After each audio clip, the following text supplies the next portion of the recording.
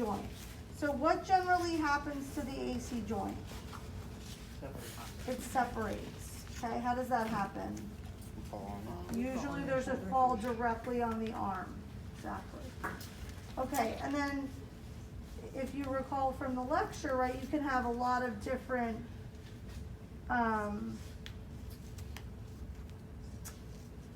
you can have where you don't even notice that there's the step off, and then you can have a significant step off, right? I've treated several in my career, and only one 2 years ago came in. I mean, it was it was the maximum amount. She really damaged it, and they did not want to do surgery. And so I was like, okay, let's tape this down. And did I have that in, did I have a picture in there? No, not a picture, we did a story. You just talked about it. Okay, so I have to load the picture because I actually did take a picture. So we started pretty high, and we got to a point where if you look at her now, you wouldn't even know she did it.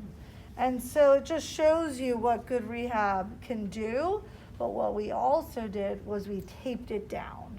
So the second it happened, she came in, and it was like the next day or a couple days later, and we started taping immediately. So this was the tape job that I used. I did a ton of rehab on her though. We did a lot of icing. She was so swollen.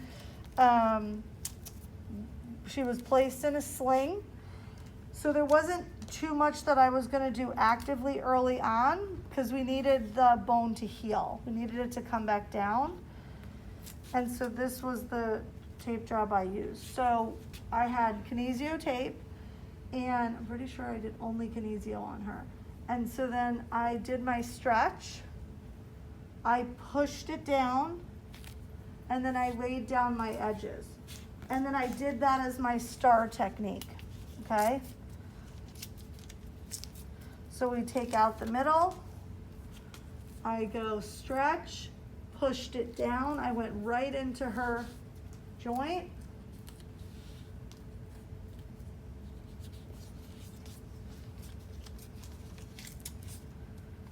She had a very long rehab because the damage was extensive, but she did rehab completely.